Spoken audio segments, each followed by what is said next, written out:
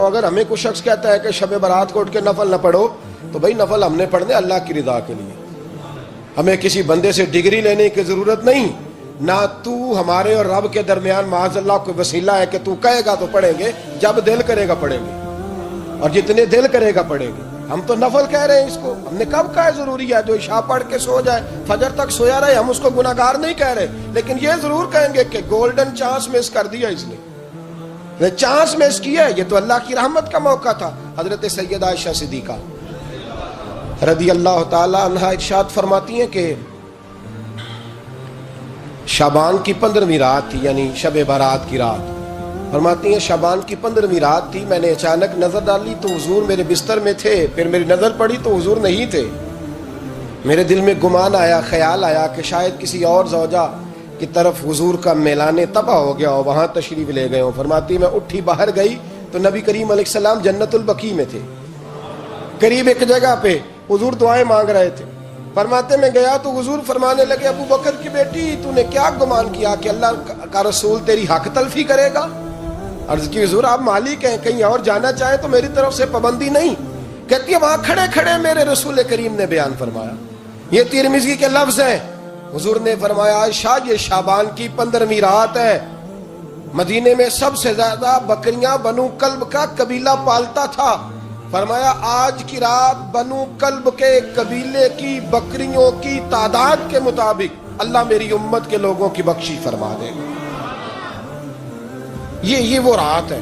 جناب عائشہ صدیقہ رضی اللہ تعالی عنہ نے بات رات کو سنی تنہائی میں، نبی پاک سے رات کو تنہائی میں حضور سے سنی، سویرے جناب عائشہ نے کل امت کو بتائی۔ اگر یہ بات اہمیت والی نہ ہوتی تو بی بی صاحبہ آگے روایت کرتی، یہ کتابوں میں آتی، یہ لوگوں کو بتاتی۔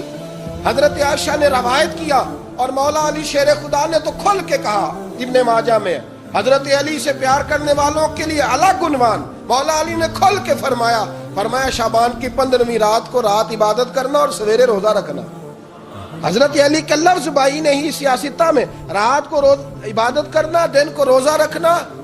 ویسے تو رب کریم ہر روز تہجد کے وقت پہلے آسمان پر نزول اجلال فرماتا ہے اور لوگوں کو فرماتا ہے کوئی بخشش مانگنے والا، اور فرمایا ہر روز تہجد کے وقت یہ اعلان ہوتا ہے، پر شب برات کو نا شروع رات سے یہ اعلان شروع ہو جاتا ہے۔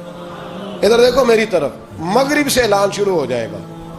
اللہ کرے آپ کو سمجھ آئے، اللہ کرے آپ کو، اور بھائی یہاں بار لوٹ سیل لگ جائے، یہاں ابھی سیل لگ جائے، 5000 والا جوڑا 1500 میں تو رش ختم ہوگا۔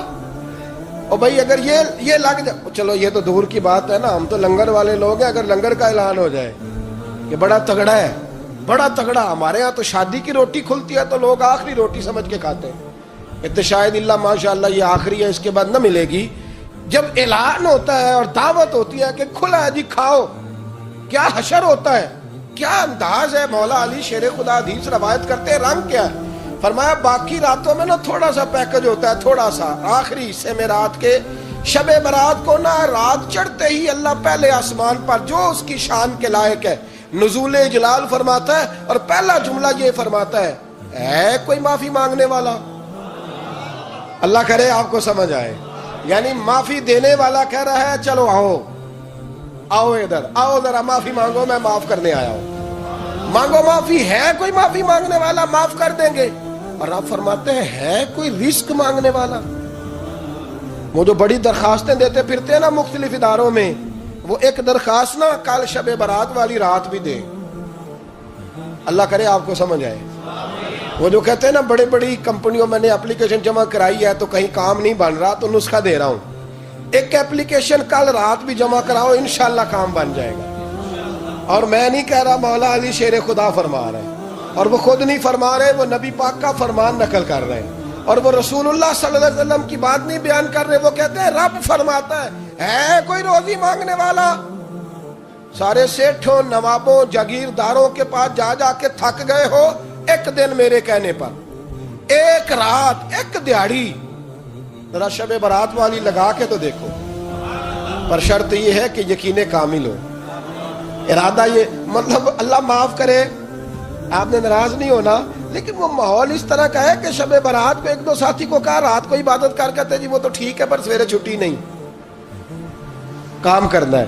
یعنی رب کہہ رہا ہے کہ تو آ جا شب برات کی رات، جو مانگے گا وہ تجھے. لیکن یہ ادھر نہیں توجہ کر رہا، یہ کہتا ہے سویرے 10 بجے دکان نہ کھلی تو مشکل ہو جائے گی، دفتر نہ گیا تو حالات. آپ دیکھیں ذرا، اب جب یقین اس طرح کا ہو تو پھر تو بھائی ساری زندگی اداروں میں درخواستیں دینی ہے. پھر آپ جیسا آپ کا مزاج ہوگا، اللہ تعالیٰ تو بندے کے گمان کے قریب ہے. تو میرے رسول پاک علیہ السلام نے ہمیں یہ میسج دیا، پیغام دیا، فرمایا اس رات جو اولاد مانگے گا رب اسے بھی عطا فرمائے گا، اس رات جو اللہ سے بخشش مانگے گا اللہ اسے بھی دے گا، اس رات جو رب کریم سے عزت مانگے گا اللہ اسے بھی عطا کرے گا. شارحین نے لکھا اس رات جو رب سے پردہ پوشی مانگے گا اللہ اسے پردہ پوشی بھی عطا کرے گا. جو جنت کا سوالی ہوگا رب اپنے فضل سے عطا فرمائے گا. کوشش فرمائے، کوشش فرمائے. 10 محرم کو ہمارے ہاں لوگ جاتے ہیں قبرستان، وہ کسی حدیث سے ثابت نہیں، میں منع نہیں کر رہا، جائیں 9 محرم کو جائیں، 10 کو جائیں، 11 کو جائیں، 8 کو جائیں، سفر میں جائیں، ربیع الاول میں جائیں، قبرستان میں جب بھی جائیں، منع نہیں ہے. لیکن شب برات والی رات تو خود رسول کریم گئے ہیں نا قبرستان. اب جو بات میں نے سمجھانی ہے اس کو سمجھیں. نبی پاک کی والدہ کا مزار نہیں ہے وہاں جنت البقیع میں، حضور کے کو بھائی بہن، حضور کیا کرنے گئے؟ امت کی بخشش کے لیے گئے.